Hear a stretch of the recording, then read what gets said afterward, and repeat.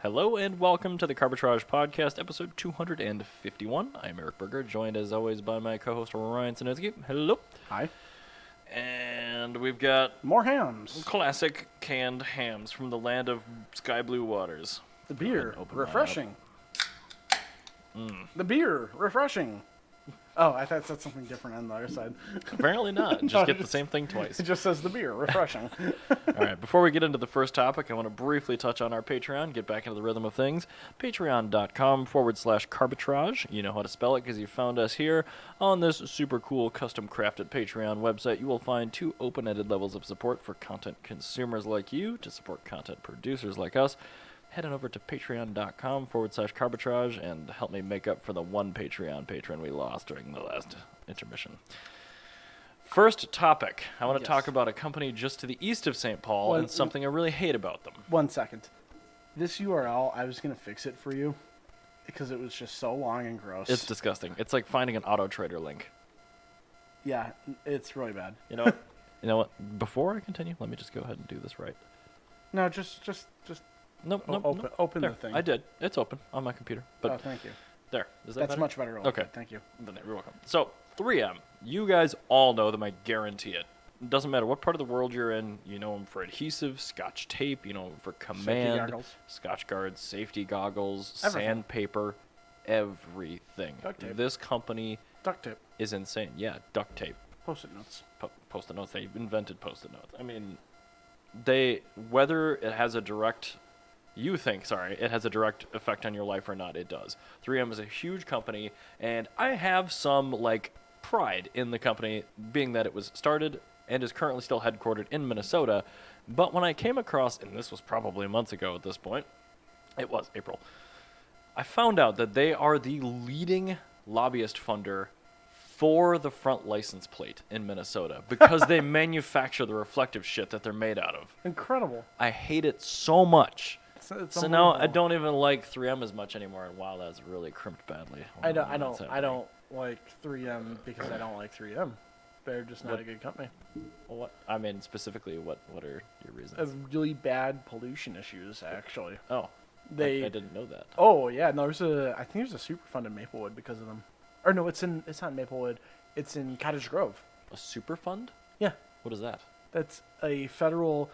Everything's so fucked up environmentally that we have to devote special funds to clean this up so it's livable. Oh, That's a Superfund. so maybe 3M should be headquartered somewhere else. 3 Mile Island is a Superfund.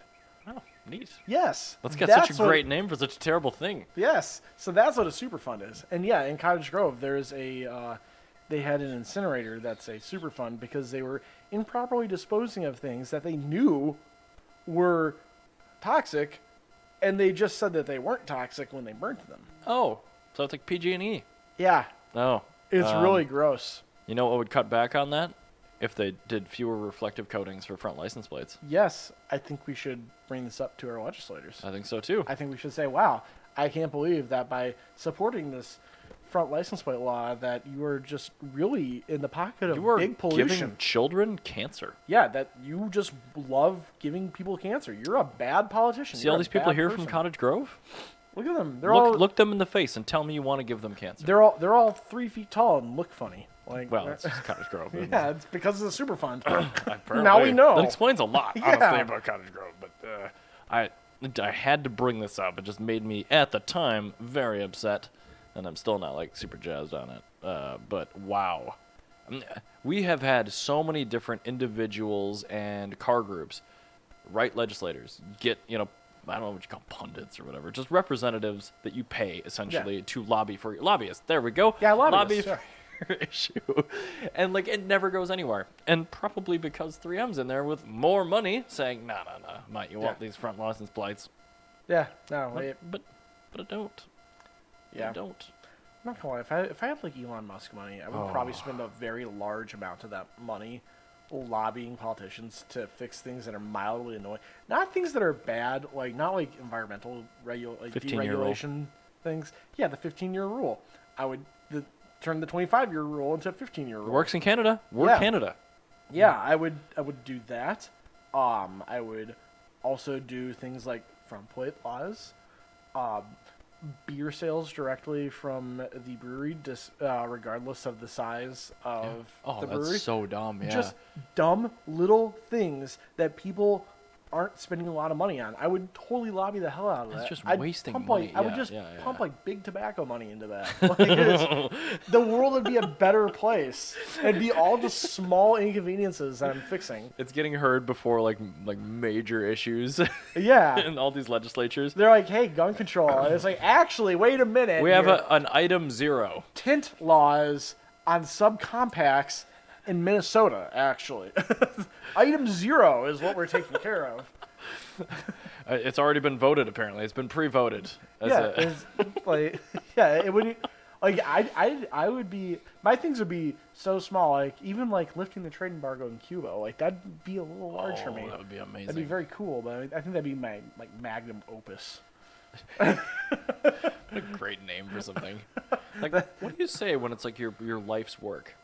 I don't know. It's kind of like it's like a really big gun or like a really beautiful piece of music, like a magnum opus. That's perfect. Yeah. You've got a gift, my friend. Lifting the Cuban trade embargo would be a magnum opus. Oh, and travel embargo would be this awesome is actually too. all right. So this is a huge tangent. But with That's fine. That's what we do. The Cuba thing, I'm a little conflicted because yes, we should remove the trade embargo. However, Cuba is the only island in the Gulf of Mexico with a full coral reef system because they cannot import fertilizer from us. Yeah, I don't want to ruin coral. Coral's super. I don't want to ruin Cuba. Well, yeah. I Well, want people in Cuba to do better. I want to you know what I would do? let's ask them what they want. You know, I would just give them money. I would just go there and spend a lot of money. That's what I would do if I was a billionaire. I'd spend insane amounts of money. You still can't have fertilizer, but here's a ton of money to figure it out. Yeah, like here's a ton of money for you guys to just make your economy work. I'm sorry that America is the way it is. And then everybody'd be happy. Suddenly Cuba's doing great. It'd be cool if we could like go see them too, but you can. well, I know if you like You have to- educate or do film. Or No, whatever, you can just go via Mexico. Oh, really? That's what most people do. Oh, well, I neat. found that out. I didn't know that. Yeah, you cannot fly directly from Cuba, like to America from Cuba, but there's not like a travel embargo. It's just Do a you trade need embargo. like a Mexican passport to do it, or can you just go? You just go. Well, that's kind of cool. Or, this is what I want to do. Buy an apartment in Nuevo Leon, which is the state just south of Texas. Rent it out. Say it's my legal place of residence. That way I can have a Fiat Strada for my daily driver. And I can go to Cuba. It'd be perfect. And a Yaris GR. Yes. There's many good things. Oh, I could be... you could have a chimney too. It's quite easy to get Mexican citizenship. Man. I think... Can you get dual citizenship then if you have both? I mean, I'm genuinely curious. I don't know. I'm not going to do this, but like I strongly encourage you to do this. Because then I can visit. Dual citizenship. These are the questions that we are asking for you, ladies and gentlemen. You're welcome. U.S. law does not mention dual nationality or require a person to choose one nationality. Perfect. So you probably can then. U.S. law does not mention... Here, this is from the... I'm looking at the Mexican embassy website. Okay. In English. I don't know who this is for, if this is in English. It must be for me. Let's see. Dual nationality. Ryan is learning. Hello, everyone. U.S. law does not mention the naturalization process is managed. It looks like U.S. nationals, including dual nationals, must use them. So, regardless, you would need to have a U.S. passport if you live in the U.S.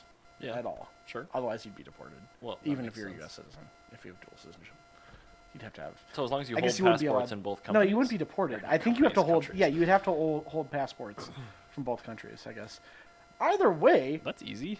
I I have a U.S. one. I can probably I get a kind of like Mexican the one. idea. I like the idea of having an apartment in Mexico. I think that'd be kind of nice. I can go on There's vacation. probably a lot of really good benefits. Like Yeah. cheaper dental care and things. Yeah, and like guaranteed abortion, things oh like my that. God, just basic human rights. Strange. Yeah, weird. Yeah, Land of the free. I think that would be the play here. Is you live in Minnesota with Mexican citizenship, Oh my god. and you own an apartment in Mexico. And it's like, this is the thing. It's very easy to be a jerk in this and like rent out the apartment or something, but like, or for like way too much money, no, just rent it out for whatever the regular amount for an apartment would be in Mexico. Or less. Or less even. Because you're already benefiting. Mm-hmm. And then you just make an agreement, like, hey, I just want one room I can stay in. Or have, like, a mother-in-law's suite in the backyard. Or just that you sleep can in your stay in. garage next to your amazing cars. Yes. Like, you're... Well, which I assume will be in Minnesota with Mexico plates. Yes. That'd be great. Oh, man. I'd be Daily very into that. Yaris GR. Oh, Fiat Strada. Oh, man. I have a bunch of yard work. Of, like, just, like, yard stuff that I need to deliver to the yard waste drop-off. And I don't own a vehicle capable of dropping it off cleanly right now. I'm glad you put the cleanly in there. Just need I need a Strada for that. All right. That's what I need. It's a Fiat 500 Well, since you can't pickup. get your UAC Patriot or whatever that was. UAZ Patriot. Yeah. No, I still can. They're free now, actually. Ah, you just Yes. have to get one as a, what do you call it, a A wa- trophy? A war trophy, yes. Yeah. It is free, but yes. Well, they're on incredible discount, but there's a barrier. call the farmer with the tractor and be like, yo, I need you to stay on the lookout. I Please. will pay you for a UAZ. Pay you handsomely. You will be paid MSRP for a UAZ Patriot. It will be extremely worth your while. Yes. Please and thanks. But yeah, so I guess this was a whole tangent. I don't even know It what was. we're talking about. We were Anyway, talking about 3M supporting front license plates. Well, 3M's no good, but Mexico is good. So there we go. That's our top tip. Yep. Now, I want to move on to something else that's completely different. Okay. Let's talk Sounds about good. the Nissan 400Z. A car Okay. I'm still... Jury's out for me. I haven't driven one yet. I mean, it's cool. I haven't seen or driven one. But let me tell you this. These factory wheels are incredible on face These model. look way better than the ones I've seen on the press cars. Yeah, the base model wheel is the star of the show here. Also, the stream looks fine. I don't know why it shows like that. That is a that is a Tesla Model 3 Aerodisc like wheel, like just hidden secret good factory wheel. Have you seen the Model S Plaid 19s without the covers? No. They look really good. Anyway, this one's very good because it's a normal size. It's 18s. It's an 18. It's like a soft 5. It's just really nice. It fits everything in the world. I would like this quite badly on my Mazda. And they're like, knowing them, they're probably forged and super light and just really nice. They're totally wheels. made by Ray's. Yeah. Yeah. Yeah. Seriously. Yeah. Okay. They're magnesium. And, like guaranteed, I would be willing to bet money that this is either made by Ray's or Inky, because Ray's makes WED and Oh yeah. Look at that. I think they make SSR as well. Nice. They make work and everything. Like Ray's is like a Zaibatsu that owns like a ton of other companies. Yeah, I do real wheels, but they're all like OEM plus. Just get them off some other model because I know they're really high quality. But yeah, that's really nice. I really like how that looks. Yeah, so Ray's owns Volk Racing, Graham Lights, Work. The T37, which is like the wheel. Hot boy. Yeah, they make basically everything. That's very cool. That's a nice looking wheel. Yeah, that's an incredible wheel. I would be confident it's probably made by Ray's. It looks like it's got an all-season tire on it, but that could be fixed. Yeah, I'm sure it's got all-season tire. It's on a base model Nissan. Absolutely, it's the exact same tire compound that's on a Versa. It might be better better than the big wheels, because I'm pretty sure, correct me if I'm wrong, the sport one, the Nismo, the bigger wheels, they come with Pirellis. Oh, probably, yeah. Ugh. Yeah, guaranteed. Never going to hook up, and you're going to get blisters looking at it. Oh, that's be awful. Yeah. Pirelli has not figured out how to make a tire yet. They made tires really well in the 80s. Well, yeah, but all their technology stopped then. Yeah, no, they're very Italian. Yeah. Yeah, no, Italy... is okay. Italy, the way that country works as a whole is everybody, the entire collective country, will work very hard for about 5 years to make everything as great as possible. Because, like, in, like, the late 70s, you had, like, Spica fuel injection, and you had, like, four-wheel disc brakes and Pirelli P4 tires. You had Campanola wheels. Oh, yeah. Everything was great. And if you got a Italian car in 1998, it still had Spica fuel injection and Campanola wheels and which the same was Pirelli tires great from at the the time. 80s, Yeah, from exactly. the 70s, yeah. Like, To your point, like wheel size has grown, car weight has grown, roads have gotten worse. So like the tire technology from the 70s hasn't been able to keep up. No, and that's just how Italy is. Because Italy, like they really like they're the laziest country in the world. Oh yeah. Oh, it has to be an emergency to get away from the wine. Yeah, no, and that's what they do. Is that every like 15 years, they realize that all their companies are systematically going bankrupt very quickly, and so over the course of 5 years, they just revamp the entire economy and then do absolutely fuck all for another 15 years, and then the cycle Resting begins on anew. the laurels. Yes. Yeah. And it's even like brands that are Italian, like you say, like Chevy's American. You know what I mean? It's like Fiat is an Italian brand, but like our generation Fiats are like, let's be honest, that's like a conglomerate global company, but they still do Italian stuff. Yes. Like we're gonna give you the Fiat 500.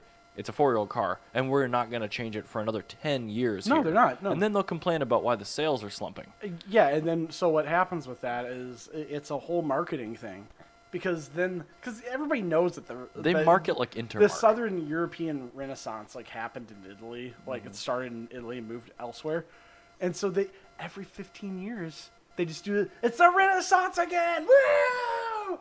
And then you get a Fiat 500, and you get like a Maserati Quattroporte that doesn't suck, and you have like a good Ferrari again, and then you have the exact same thing 15 years later, and then they call it the Maserati Levante. Oh no! And then it's just bad. Oh no! And then the Levante just kind of sits there farting around and ruining Maserati for another 15 years or for another 5 years, and then they make some more good things, and they do nothing again. Yeah, that's how Italy works. Yeah. Also, Dead on. speaking of such, Maserati, I had a friend who's not a car person at all joke about somebody street parking a Maserati, saying, "How you about to own a Maserati and not pay for garage parking?" Maserati is a brand, is the wackiest company you've ever heard of. So I'm like, everybody that's owned them has like gone out of business pretty much. And I explained to them like the Cambio Corsa gearbox situation. I'm like, no. I told him like, yeah, so they made this like luxury car, right? And it's like supposed to compete with like the S-Class. It's Italian. It's got a Ferrari made engine. It's good, right? It's very cool. And it's got this like cool high-tech like gearbox. And it was so bad and unlivable that they completely redesigned the entire car underneath to put in a normal transmission. And then Ferrari had to sell it immediately thereafter because they ran out of money. Shocking. Yeah, I'm like, he's like, that's incredible. I'm like, oh, don't worry, I'm not done. The Quattroporte literally means 4 doors. Yep. I told him, like, yeah, the Maserati Ghibli, the one that everybody gets to look fancy. Yep. It literally has a Dodge Caravan engine with a turbo and a warmed overhead. That's all it has. Oh yeah. And which is very not loosely related to the Mercedes-Benz M272 as well. Like, it's as I was explaining to them. They're like, Pentastars. Yeah, these engines are just like, they've been warmed over for decades. And so, I was, everybody was laughing about it because nobody knew that about Maserati. I'm like, oh yeah, just Google them. Like, they have the wackiest history. But an 09 to 11 Quattroporte is a pretty appealing vehicle. Yeah. It's pretty good. Also when the Fiat 500 came out. Yep. That's in the... So, wait a minute. That was... 08. 2008. We're almost there. So 8. It coincides with the recessions in the United States. It does. So we're so going to get some nice Italian stuff next year. 8, 3. Next year, Italy's going to revamp itself. Yeah. Yes. I agree. And then in because we'll be in a recession. Yes. Yep. And next year, Italy's going to revamp itself. And that's when... So, yeah, buy a 2024, 2025 Italian car. There you go. Don't buy one this year. No, God, no. Yeah, that tracks because, Italy, like, all their cars were very, very good and cutting edge in the 2000s.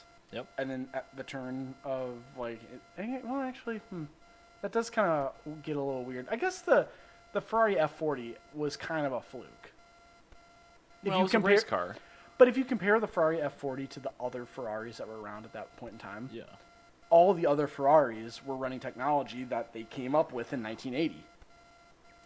Even the F40 was. Oh, yeah.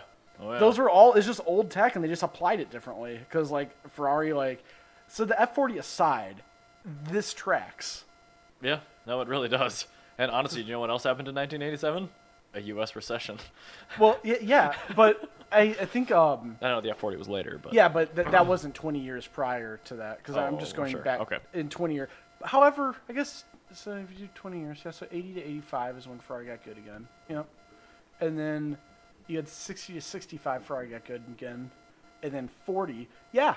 Yep. 20 years then. Okay. So it's a 20-year thing. Well, it's 20 years. It's there's 5 years. I'm not sure if the 5 years should be on the front end or the back end of that 20-year cycle. Well, all scientific data's got a plus or a minus. It's got an error margin. So. Yeah. The Ferrari F40 though, that does not fall within that. Was that 92? Can't remember. That's 89. 89? That's why it gets weird because it either should have been 75 to 80 or 80 to 85. That car was made alongside the 328. That is weird. Yes, Wow. and the Mondial. Yeah, well, that's less surprising. This is what I'm talking about with like the F40 was kind of a standout because like Yeah. in 1989 you could go into a Ferrari dealership, you see a 400i and a F40. No, literally everything else in the Ferrari dealership aside from Was the bad. F40 was ancient tech and Yeah, bad. See, this is exactly what I'm talking about. It's the F40, and the F40 didn't do anything new. It was just they applied it slightly differently. No, they're just because- like, the 288 GTO didn't work. What do we do? Oh, I guess we're gonna do a 288 GTO with a better body. Okay, cool. Like, Ta-da. yeah, that's all Should that we change was. the engine management? No. No, it's gonna be the exact same thing. Now just put some aero on it. Yeah, so this tracks. Italy has a 20-year cycle. So anyway, yeah, 2024. I'm looking forward to seeing what we cover from Italy. Yes, it'll be very good. And I don't know how we got there from Nissan 400Z stock but wheels, that but was it probably- doesn't matter. I think that might have been the most interesting thing we've talked about in a long time. That's why people listen to us. We come up with the stuff that somehow ends up tracking. Yes. So, All right, back to Minnesota. and license plates. Back again. to license plates. This one is more interesting because it doesn't have to deal with a lobby, which is great. But hold on. I'm shocked. Actually. Let me get through the paywall. Maybe. Uh-oh. Oh, Star Tribune. No, you're Okay. fucked. No, You're okay. done. Nope. So, in Minnesota, and this isn't the case with every state, but coming back to the license plates, I bring this up because I just had to put new plates on Dr. Wags. Why did they use the stock photo? Why does the guy look like Mac from Always Sunny? That is Mac from Always Sunny. That just is Mac. Yeah, from it is Always- Mac. It's Ronald McDonald right there. Oh my god. That's Mac's real name. What? Yeah, you didn't know that? No.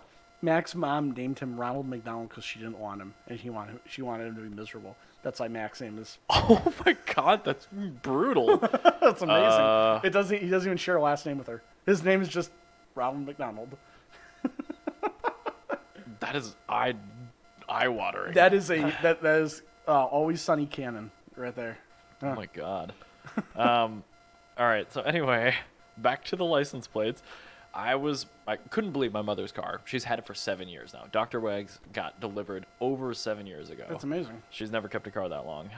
But she's like, okay, I got new plates. Can you help me? Yada, yada, yada. I started talking to Scott about this. I'm like, why the hell do we do these on a 7-year rotation?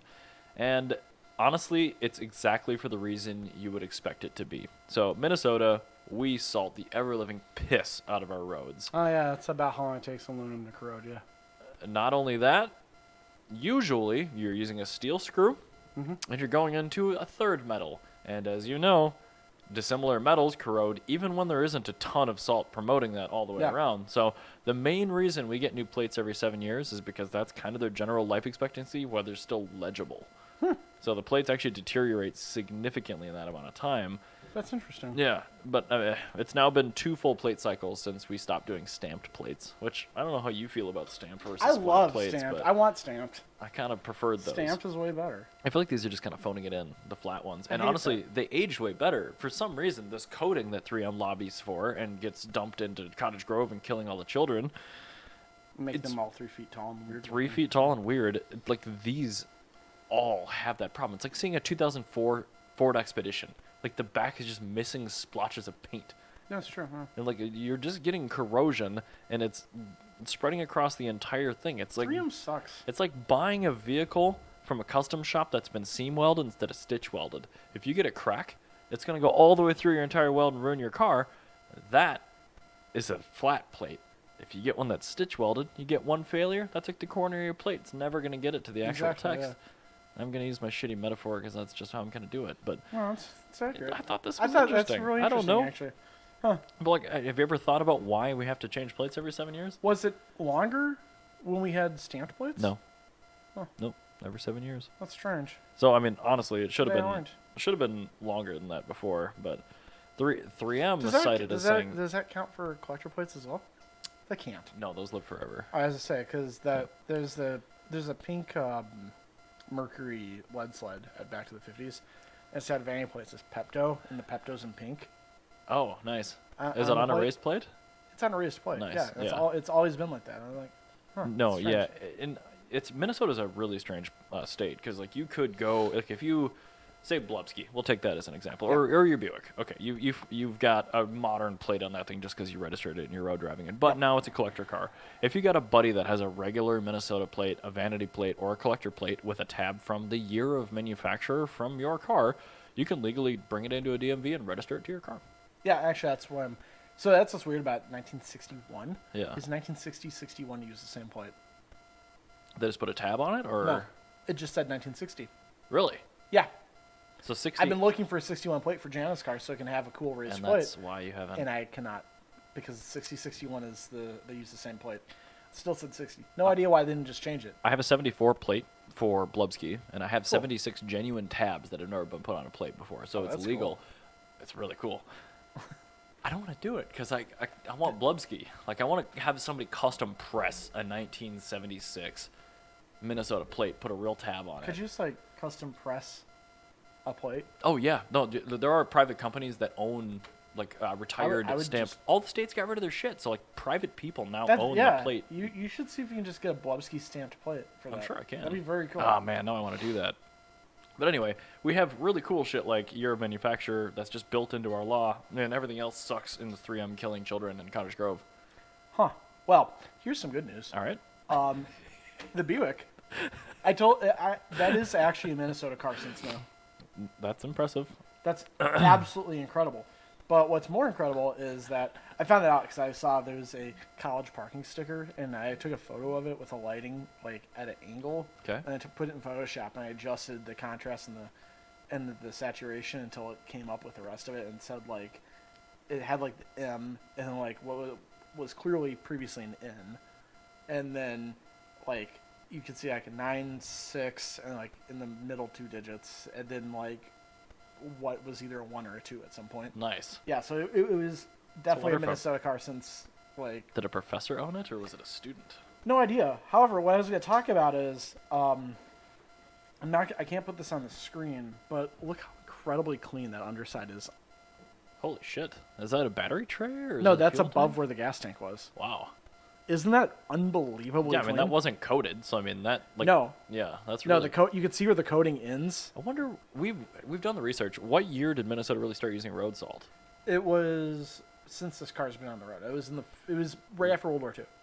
Oh. Yeah. Oh. Oh yeah, you're right. It was yeah. Okay. But I have a new reason to love American cars, and why my new favorite thing in the world is old '60s American cars. I've been having troubles with those bolts that were spinning. Is this the image you showed me a couple of weeks ago? Oh, yeah, that's a carriage bolt. Nice. Wow, it's not a stud pressed in that you can't No, get at the top. it's a anymore? carriage bolt that just goes in there, and the Wow. reason it was spinning is because the little tab that holds the carriage bolt in place just Yep. bent itself up a little bit. Aw. So that was a problem, and it was kind of a pain in the ass. However, I went Now you to can Ace just- Hardware, Yep. and I bought 4 carriage bolts, and the problem's solved. Ta-da! And you didn't have to like bring it to a body shop and have them cut the chassis open, susceptible to like tons of new rust problems now. No, I think what I'm actually going to do is I might. I have the 2 that go into the frame. I'm just going to use the carriage bolts for those. But I was thinking about putting a nut between the carriage bolt and the frame. Oh sure, just To jam just it. hold it in Yeah, place, and that's then smart. sandwich the gas tank Couple between the 2 washers. bolts. Yeah, do it. I think that'd probably be the best play Oh, yeah. here. Is that way 'Cause it's still replaceable, but you don't have to deal with. I the don't spinning. intend on it ever happening again in my life. But if it does happen, I'm going to be old and infirm, and I'm really not going to want to do it, because I didn't want to do it when I was 30. I'm definitely not going to want to do it when I'm 70. When Scott had his 911, I had to constantly have the back end of that thing apart because Porsches suck. Yeah, they're bad. You have to on a 911, you pull the bumper off, not the end of the world, but then you have to pull the mufflers off. There are 2 main 6.5-inch gigantic bolts that go from the top down that hold the entire engine cradle to the muffler.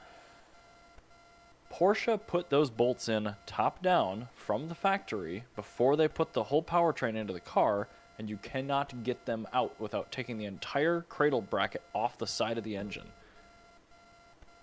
What? So what I did is I cut the steel bolts out. I went to Fastenal and I special ordered stainless steel 6.5-inch bolts, and I put them up from the bottom, which you can do with the bumper on the car, and fixed it. But like just shit like that, I'm like, why would you design it that way? And like the complete antithesis to the Buick, where like somebody's gonna have to take the gas tank out of this. Yeah, this was totally designed knowing that there's gonna be a problem at some point, like 50 years from now. And we should probably design around what's going to be a future problem. CAD is awesome, but it has fucked so much of automotive design. Also, I discovered an accident. Oh, like a crash or an accident? No, a good thing. Oh, okay. I was using my ultrasonic parts washer. Nice. I realized if you put a magnet next to rusty bolts, it cleans them faster. Oh. Because there's an ultrasonic parts washer. Yeah. There's ultrasonic washing. You have the magnet next to it. Because I noticed those two bolts that were next to the magnet were cleaner than the two that are further away. I should get a magnet because I use my hot tank a lot. Yeah, I just, what that was is just a tool tray had some oil in it. I just was too busy to, or was too lazy to actually clean it out with like brake cleaner. So I just threw it in there and just had the magnet pointing up. Yeah, so yeah, if you put a magnet in it, that is a life hack pro tip right there. I found that out. That is an accident. I found that. I did not intend on that happening. No, that's... But I was watching it. I was just like sitting there. I was watching the rust physically leave the bolt and go to the magnet. I'm like, and I was noticing it was doing it on two of them, but not these two. So I grabbed a screwdriver, put the other two up closer, and they started doing it. I'm like, fucking mind blown. Jesus. Yeah, I know, right? That would be nice because I hate having the ultrasonic hardware. I found a company out, and this is a total tangent, but we do that, in middle of Wisconsin that will do a large flat rate box full of nuts and bolts. Yeah. They will clean them and zinc coat them for like $50. That's pretty good. I know. I have tons of hardware, and I just want to send them everything I have. If the carriage bolts I bought for the Buick were not galvanized, I would do that. But I just love that. Like, I know zinc coating's no better. But no, zinc coating's looks it's so the coolest cool. looking thing in the world. Yeah. Man, I just want to. Every bracket I have in every car, I just want to. Everything that's removable should it be zinc coated? Yes, we agree. Zinc is the greatest. It is incredible. It's like gold and neochrome put together because it's got a little bit of that like rainbow tinge to it. I love it. Yeah. Oh, it's so good. Like you open the hood of a brand new '80s BMW, every bracket would have been. So I'm not sure if I told you, but like when I got that Wilkinson Cherry Metal 22 like desk pistol that I just put in my pocket when I take out the trash for desk popping. Yeah, for desk popping. But it's anodized blue, and I won on a K-bit auction for a lot less than it's worth. Okay. About a fifth of its value. Jesus. Actually, it's worth. Also, a firearm on K-bit. Yeah, K-bit has firearm What sales the once in a hell? while. That's the place to buy like weird guns. I Alright. was going to buy an Arasaka 7.7 millimeter because I have an Arasaka bayonet and I wanted to like get something that matched. This is a whole tangent. Oh yeah. Yeah. But anyway, so with this Wilkinson Cherry, when I was bidding on it, I was fully intending like, well, this is it's like really nice and like it's a good quality. Like the Wilkinson Cherry was so Wilkinson's a company that makes like actually like very good carbines and target pistols. Okay. And in the 80s, for some reason, they got into the Saturday Night Special game.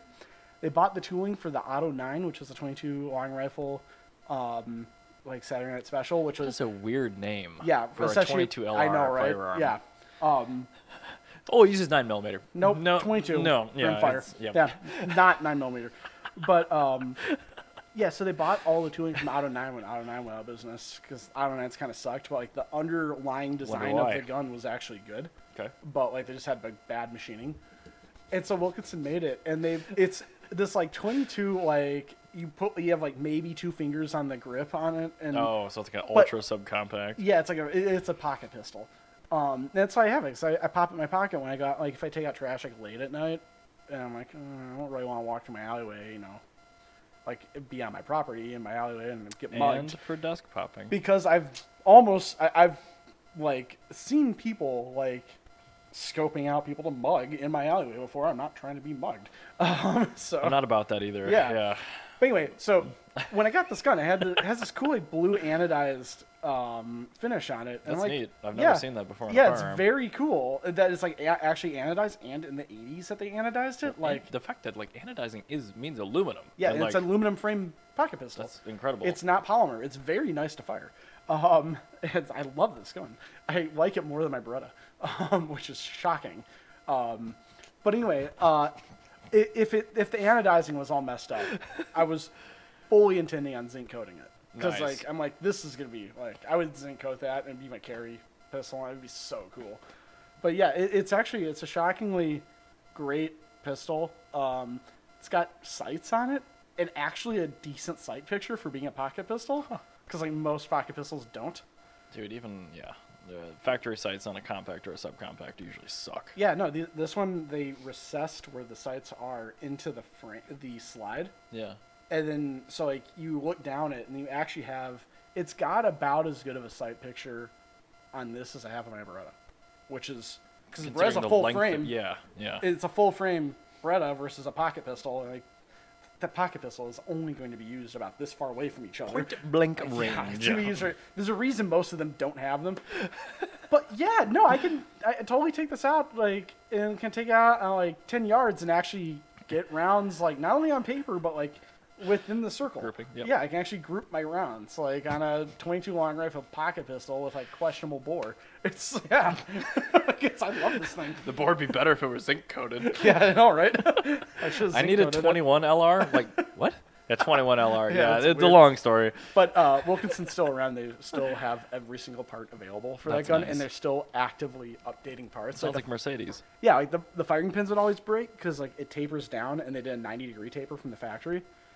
And then For the love of God, why? it's when you see the sear, it makes sense. Okay. But Alright. but yeah, with the updated one, when I got the new firing pin on it, I was comparing it, and one was a 90-degree taper, and this one, the new one's a 45-degree taper. They're actively updating this. Wow, so it's a newer Subaru engine part. Yeah, basically. It's a Subaru of weird Saturday Night Specials. We'll say rolling of assembly line changes. This was just an early model. Yeah, no, it's very cool. And they sent me like everything I needed immediately, and they're thrilled that somebody was actually like restoring one. I'm like, this thing's great. Like, I just want the firing pin to be one piece, please. All right, moving on back to cars, what this podcast is about, not guns. Even like about guns, like weird pocket pistols from the 80s. Like, Hey man, there's nothing wrong with Extra- enjoying. Firearms are fascinating. yeah, they are, and all of mine are very, very fascinating. Gianna, like, she doesn't want me to buy like bro guns and stuff, and it's like I do need like one or two around the house for me. And I'm just kind of like getting ones that are like historically interesting, because I don't like having that like weird conversation with people like, oh, firearms are nice. I'm like, oh, also they're very interesting mechanically. Yeah. Like it's not, I don't Like, have, I'm interested in the company and the design. I don't have 15 of the same AR-15. Okay. Oh my god. Yeah. well, Okay. That's a whole different story. Yeah, Yeah. I'm not like that. Like, Good God. I like my things being different and weird, and that's I'm- still good. I'm in Like, the hippie libtard gun lover camp, and yeah, which means it's leftist. completely different. Yeah, Yeah. it's the leftist gun people are I actually don't have as very many, cool. and they're all weird. Yeah, that's how every leftist gun person is. That's how Darren is, actually. It's like all Like, of his things let are, me tell you all about the aluminum upper slide and receiver barrel set that I have on my Glock 23 frame. Yeah, that's actually cool. Yeah, I don't like polymer frames, but that's a cool. It is what it is. Yeah, no, and that's just me. I know I'm weird. I know polymer is better, but I'm just not. It's not. I can't bring myself That's totally to fine. that. Yeah, like even with the Beretta, it's just weird with the polymer grips. Like I got to get wood grips. Yeah, and it's just especially like the earlier ones, which mine is. There's no like grip to it. That's before they like artificially started like putting like pits in it so it would grip your it's hand so better. weird. Yeah, mine's like really smooth, and the mag release is awful, Weird. but it's fine. What generation is it? It's a Gen 3 frame. Oh god, it's the Simon Worthy thing. Nope. I'm sorry. That's fine. I don't care. The Gen 1s are worth like way too much money. That's so dumb. If you ever go on like Gunbroker or something, Gen 1 Glocks go for like actual money. Anyway, moving on. I want to talk about the most expensive car in the world. Is actually very worth it. It's now a Mercedes 300 SLR, and not only is the most expensive car by a little bit, It's the most expensive car by a lot bit. I was gonna say the last one was that 250 GTO. Yes, it was $45 So million. 48, I think. That was the one I saw out at. In fact, no, we both saw that. We Yes, went we both to saw it, Monterey yes. that year. This one beat it by 100. Jesus Christ. Who has this company? Okay, never mind. I don't care. That's so much money. It's an insane amount of money. It's 48. So tell me why this prototype is especially special. I Well- assume it's just a really early car. Yeah, well, I mean, if it's a prototype. Oh, 55. Yes, okay. It's a Mercedes SLR. Not an prototype. SL. Yeah. So it's the McLaren prototype. It's a prototype of the McLaren race car. It also had the largest drum brakes ever put on a car per tire ratio, because the drum brakes are actually inboard on this car. They were so big Ooh. because they were On bigger. all four corners? Yeah, Oh, Jesus. it was very strange. I mean, down at the Revs Institute, they have it's an auto union, and it was incredible. No. It was what was the twin supercharged V12 racer of like the same era of the auto union? The one that was made by Mercedes. Yeah. The W112, I think it was. They had one of Something those, like and that, like yeah. the brakes were like completely inset from the wheel because there's no way in hell those Yeah, would fit. that they did the same thing with the SLR because this Okay. is the last Mercedes race car that was that actually used drums. Sure. But yeah, it's got 3-liter inline six fuel injection, 1955. Like, it's Direct injection. Yeah, direct injection, I should say. Yeah, in 1955. It was based off of the W196R Grand Prix racer that Juan Manuel Fangio raced. These are based on a Pontiac? Incredible. I know, right? But yeah, no, it's called the Uhlenhaut Coupe, and it's one of two. Jesus. Yeah, and it's unrestored apparently. Well, I mean, luckily they didn't paint it, so that probably helps. Yeah, but I mean, the fact it's unrestored is actually pretty big. And that's really cool because it's all the original interior Every stuff. time I hear about a Survivor, an unrestored car, or something like that, I'm like, it just makes me never ever want to touch my cars. Like, just let the damage be. Yeah. Also, the term "restore" is so overused. Like, it's really, really overused. Just like rebuilt on engines. Yeah, like people say, like, my car's restored. I'm like, okay, cool. When was the rear end rebuilt? And they go, I didn't rebuild the rear end. Okay, Oh, that was fine. Yeah. Like, okay. When was the transmission rebuilt? I didn't do anything with the transmission. So you didn't do anything with the transmission or the rear end. It's restored. Okay. So how about your suspension bushings? When were these replaced? Like, oh, those were replaced in the 70s. So it isn't restored. Not restored then. Like, is this car equivalent to what it would have been when it was initially delivered? Yeah, that's exactly what a restoration is. And you'll have like people say like, yeah, it's restored. I put in a 4.2 inline six from a Jaguar XJ into my 3.8 XKE. I'm like, that's refurbished now. Or resto modding. No, I wouldn't say potentially, that but- because resto mod means nothing. Because you can't have the resto and mod being the same word. So like, it's refurbished then. Yeah, it's Yeah, you're right. Okay, yeah that makes perfect yeah. sense. So I whenever somebody says restored, I always like challenge them on it. Because you know they're gonna be wrong. It's just not true. Like I look at like any Alfa Romeo that's ever been restored ever. I've never seen an Alfa Romeo that's been restored. I would In my buy a life. restored Alpha. I've never seen one in my life. You'd Though. want They it to don't all be exist. brand They don't exist. Because they're yeah, it's restored. I got rid of the Spica fuel injection. I put in twin side draft carbs. Nope, that's refurbished. That's not factory. That's like user refurbished. That's yeah, the worst kind it's of refurbished. it's like a 2002 Ti, Oh. and they say Yeah. like restored. Fuel injections in the trunk. The Kugelfisher was Yeah, shit. yeah. I'm like, okay, where'd you get all those weird lines for the Kugelfisher? Oh, I didn't. Okay, so then it's not. Yeah, strange how those like clear Bakelite lines that they use for all the fuel, you can't get those. Yeah. Like, oh yeah, no, those are all broken. They're in the trunk in a box. I'm like, I'm not saying there's anything wrong with putting carbs on a TII to use it, but like, you didn't restore it. Yeah, no, it's refurbished. Yeah, There's it's one refurbished. And there's nothing. lunatic that restores Kugelfisher, and he's There's- got a waiting list. There's nothing wrong with a refurbished car. No, in and fact, they're usually better to live with. I would rather have a refurbished car than a restored car. Oh yes. Because you know what would be cool as hell? Using Is a- technology to improve a car. A 1970 or very early Series 2.0, actually Series 1.5 XKE with a 4.2 with a larger coolant galleys that doesn't overheat and I can actually use it. Yes, that sounds great. Possibly with fuel injection. And an air conditioning unit utilizing the AC system out of a late model Series 3. Hell yeah, I'd be into that. That'd be very, very, very Well, cool. you do That like would be- Jags. that would be much cooler than a restored Series 1 that overheats if I even think of turning it on. Because yeah, why would you do that? yeah, why would I ever want to use my Jag? Like, no, give me the refurbished one. Do not give me a restored one. Like, I want the refurbished I can use and enjoy. Like, that's the whole point of a Jag, is that they're good cars. That's the whole point of a car. Yeah, is to enjoy the vehicle. Like, yes, to a certain extent, we've established that like worse cars are better, but Yeah. like there's a difference still, and Yeah. there's a fine yeah, line. exactly. Like, with Jana's Buick, like, if the Dynaflow ever dumps out on it, Which probably won't. it might, maybe, I don't know. But I have a plan in case it does. It's getting a 700 R4. Oh no. Because, you know why? Well, it bolts right in. Unlike a Power Glide, they had a factory bell housing that directly bolted to nailhead. The Power Glide, even though it is almost the same as the Dynaflow, there isn't a Power Glide bell housing that bolts directly without an adapter. I can just put 700 R4 out of a early Riviera, and it works. And then it's super reliable, and it's much faster. Parts for those also exist for free, essentially, Yes. because all of the clutch sets are identical to a 4L60, which they pretty much still make. Yeah, and also, like, it's going to be infinitely faster, because now you've got 4 And let's be speeds honest, a that- wide open 2.3 shift on that engine isn't gonna hurt a 4L60 or a 700R.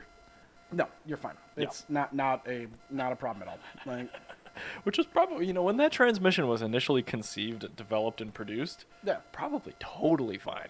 yeah. 700 R4s are actually good transmissions. When A people lot of- started putting them in Trailblazer SSs with turbos yeah, and melting the clutches out of them. yes, that's where. And even then, when you look at sucks. when you looked at the horsepower limit, it's like kind of ludicrous. It's like, yeah, poops out at 550. Okay. Well, I don't know, man. I'm never gonna hit that with a nailhead, so I'm fine. Correct. Well, think of the 6-liter Power Stroke. When Yeah. that was a Navistar bus engine, Yeah. making 100 fewer horsepower, No. no problem. Yeah. Once they When they started cranking the boost and putting it into bro trucks, weird. yeah, instant issues. Yeah. Wow, Weird. strange. Wow, never would have thought. It's like undervolting a CPU. Like, of course, it's going to run colder. But yeah, I think I would much rather have something that is refurbished. It's just better in every way.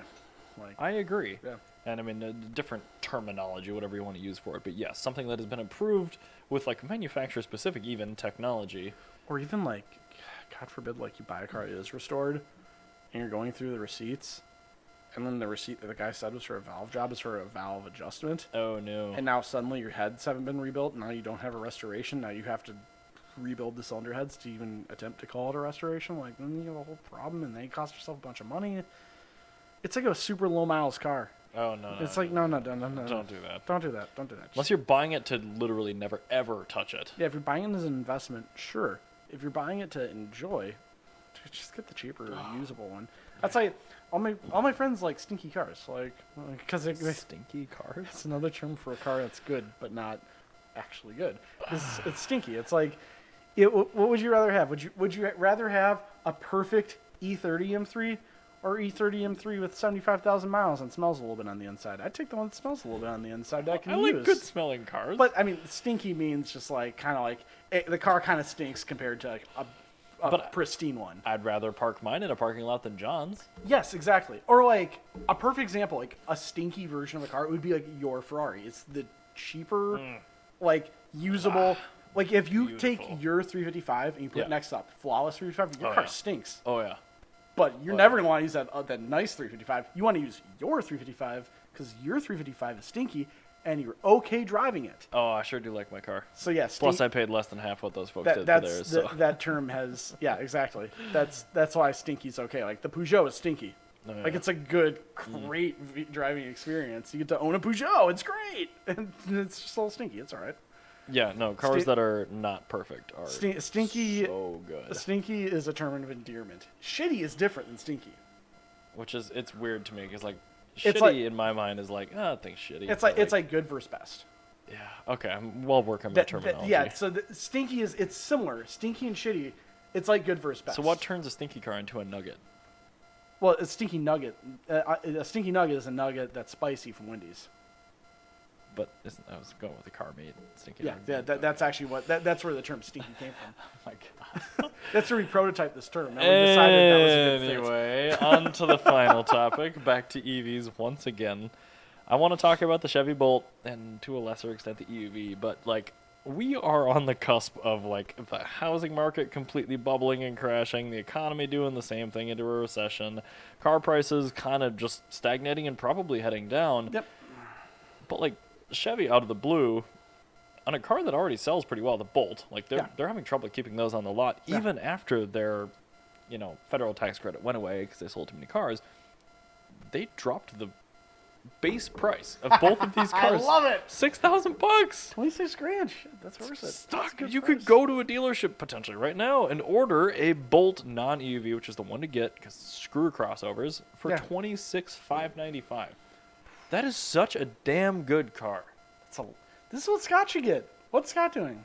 I don't know. Look, you should have just gone with this original plan. I'm like, dude, just buy a $13,000 first-year Bolt. Yeah. Be done. Get a Bolt or get an Apache. Don't get in your... He should just get a Bolt. Just don't... He was like sending me Auto Trader links I for feel Bolts so before he bad bought for the you, ID4. you're like German car enthusiasts that like have been so let down over the course of the last 25 years. Not me, because I'm critically thinking before I buy the I bloody know, car. but like, when I say you, I mean like as collectively Oh, my family, yeah. you. Like just everybody that likes German cars. I never had this problem. Cause like German cars, like I appreciated them, but I never like fell in love with them. Like I just And there's most German cars you should not own. no, they're generally bad. Yeah, like there's always a fringe case. Like you can buy something from everybody that's good, Yeah. but it's like you probably can't because somebody else has already figured this out and it's too expensive now. Yeah. But like The weirdly expensive like Volkswagen Gol. That's like Oh. worth more used than a Passat. There's a reason for that. Uh-huh. Like something like that. if where it's still around. Yeah. Something like that's like, okay, this makes sense. But just like the Bolt has its systemic problems. It does. Like the seats are too narrow. They're not very comfortable. It looks really ugly. Like it's really I don't ugly. think they're that ugly. They're fine. They're But just a small car. they drive really well. They have more than sufficient power. The range is excellent. You know why Volkswagens and Kias have comfy seats? Why? So you have somewhere nice to sit while you wait for that tow truck. That's why the Bolt doesn't have nice comfy seats. Yeah, it 'Cause might catch on fire, but it'll get you there. Yeah, it'll be fine. Those are all fixed now. I mean, Jordan and Ellie, Yeah. they bought a used Bolt, and that just got the new battery. So Perfect. they bought a cheap one, and they got a free brand new pack with higher range. Tight. Great. Perfect. Good All for the them. more reason to go. Well, hey, I mean, go buy a new one, great, but like go buy a first year So that hasn't had the battery recall. that's yet. remarkable. Also, I have another remarkable thing about GM. 'Kay. That stinky car talk has brought up. I need to reference back to this conversation I had. So, Okay, I thought they were talking about like Car Talk, no, the Click and Clack, the Tappet brothers. I want to talk about Astros. They're like Chevy Astro. Yes, the Chevy Astro. I grew up in one of those. You're familiar with it. 1989 That all-wheel that drive. Bad little V6. That 4.3 is a turd. Yep. Well, here's something cool. If you get a similar year small block Chevy, Yeah. you can actually bolt them in. Yeah. And the wiring is like cake. Like Well, it there's uses the same ECU. it does. And all you have to do is you have to run 3 wires. It uses the same ECU terminals and everything. You just Yeah. need to add the wires. Yeah. No, that makes sense. You Yeah. probably don't even need to change the harness. No, you just add them. You just undo a couple zip ties, add the wires into the harness, and you're good. So my friend TJ's doing that. And his 4.3 blew up. Shocking. Yeah, I know, right? But now he's got a 5.7 Vortec that he's putting in, and he's like, yeah, I paid some guy who lives in his mom's basement in Missouri. Say to- Vortex impressive. I knew that like the TBI ones were bolt in Yeah. like, with no changes because Yeah. those are like the same. I mean, But- Vortec is still TBI. Is it? I think so. I thought Vortec was port injection. with the better I intake. looked at one. I don't know. You're probably right. At least it uses the same intake manifold. I It might thought be a Vortec different head. was, I think Vortec is the head. Where's Josh when we need him? I know. But yeah. So apparently you just like take the ECUs and like send it to some dude who lives in Missouri. He lives in his mom's basement, and he'll just like delete the security and anti-theft stuff off of it for $75. I was gonna say that probably wasn't a hard. Yeah, and then you just plug it back in, and it works, and then you just drive it, and then you're good. I think that's incredible, because you know what my issue with the Astro has always been? The 4.3. Yes, that's my only issue with the Astro. Yeah, when I grew up in that thing, I'm just like, oh my god, dude, this thing is so tragic. Yes, they are still TBI. Yeah, So yeah, it's just a cylinder head. They're like, oh, it makes 189 horsepower. I'm like, no. And like ours was like first gen GM ABS. It was the first gen of that all-wheel drive system, which apparently that thing's like bomb-proof. Those transfer cases and diffs and everything are what people use in their like, I'm not gonna say resto mod, but like refurbished G-body like all-wheel drive projects and everything. Like they're really strong. It's the same system using the Typhoon. Okay. Yeah. So it's stout. That's actually a very overbuilt.